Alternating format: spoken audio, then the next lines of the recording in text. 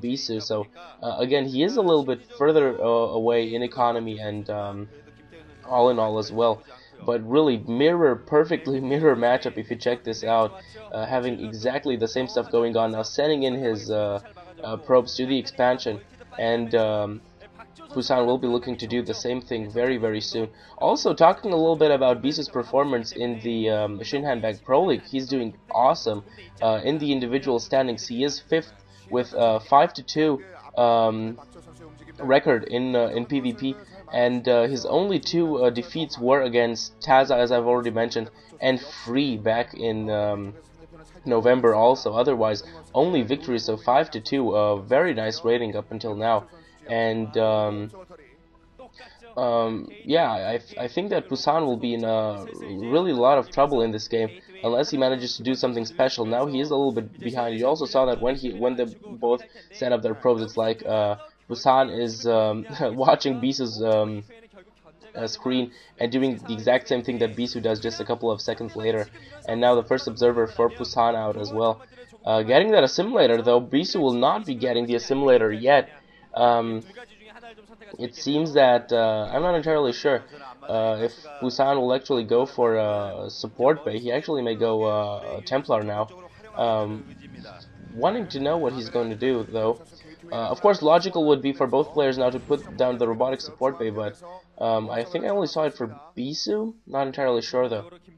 I have to check this out. And in the meantime, it could very soon come to oh yeah, Citadel add-on on this side and robotic support bay. Indeed, I did saw it well for Bisu. So Bisu going Reaver, Pusan going Templar, and this is of course the first big decisive difference in the playstyle of these two players, and I think that Bisu will actually be going for the wiser decision simply because he will have his Reaver out very quickly, and Pusan will be forced to wait some time for those, probably I guess High Templar, because there's a lot of observers out already in the air, so DT wouldn't in my opinion make that much sense for Pusan. And then again, if he manages to get some well-placed storms, he could really turn things around, but he should be very careful now with his army, sending it in towards Bisu's base, getting a couple of shots, but I think that Bisu will have more units simply because he can reinforce a lot quicker, and Bisu indeed putting Pusan on the run. He is chasing him, and Bisu has an advantage of maybe 2 goons until now, and Pusan has to be very, very careful now. In the meantime, Bisu, of course, also having gotten his assimilator just a little bit later though than Pusan, and Pusan will be backed all the way to his men. So this was what I was talking about in PvP. If one of the players manages to get a slight advantage in the beginning, in the initial battle, he can push his opponent fairly safely all the way to his to the opponent's main. And now Bisu trying to get the Reaver out in the expansion, repelled by this goon. Very nice placement there for Pusan, taking care to not give Bisu any chances. And now a crucial battle probably, and Bisu with a very nice Reaver dropping the Reaver in the safety of these goons, so very nice from him.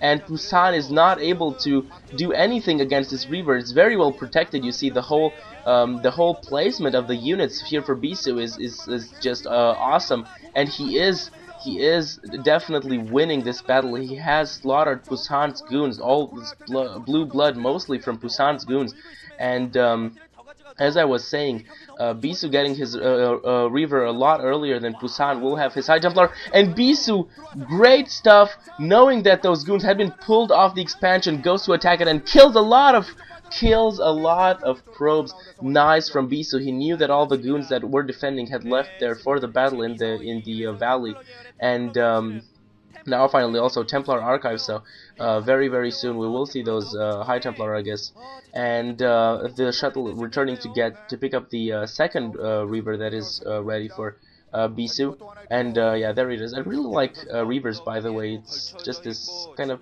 cute caterpillar, but then again it can slaughter all your units in a couple of seconds. It's somewhat ironical that it kind of looks cute, but it's really deadly. And Yeah, in the meantime, killing an observer. So Bisu with a very strong position in this game, you definitely have to admit. And in the meantime, he will be going for a drop in the main. And I think that these goons will not repel the shuttle. There still is enough place. And indeed, the goons do not manage to do anything against the shuttle. Bisu just on the edge of the map. And he will be dropping 2 Reavers. And this will be horrifying. This will be horrid.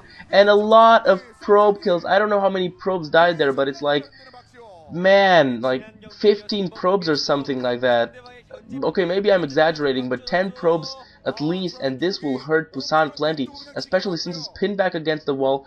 Bisu having that slight advantage from the beginning of the game, having pushed Pusan back in the early game, and Pusan needs some good storms. Pusan needs some decisive storms, and he is not storming yet. He needs to storm, and he does not get off any storm yet. Oh man, Pusan, what are you doing? Oh man, Pusan needs those storms. He has 4 High Templar as far as I could tell, and he needs those good storms now. Otherwise, he's a goner, and he does manage to storm, but I think it's already too late. These 2 Reavers doing a lot of damage, and still a lot of goons managing to survive for Bisu, and it's over.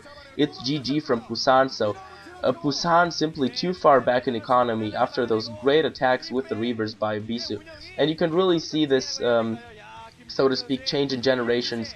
A rising champion coming, and an old great going away. So you know, at a certain age, you just have to hang your mouse in the closet and say it's over, because you really notice it in older players. Even also seeing Nara play, they do make a lot of mistakes. They probably, it also comes with the age. The capability of playing at the highest level, of course, decreases a lot, and Bisu, on the other hand, he is the man to beat at the moment if you want to prove yourself as a player, and looking forward to commentate on more games of him as well. Hope you've enjoyed this commentary, guys. As always, leave your criticism, leave your comments, leave your improvement ideas as comments on the YouTube video, and stay tuned for new commentaries coming up from me, Blade of Ire, from the Shinhan Bank Pro League. Take care, guys. Bye-bye.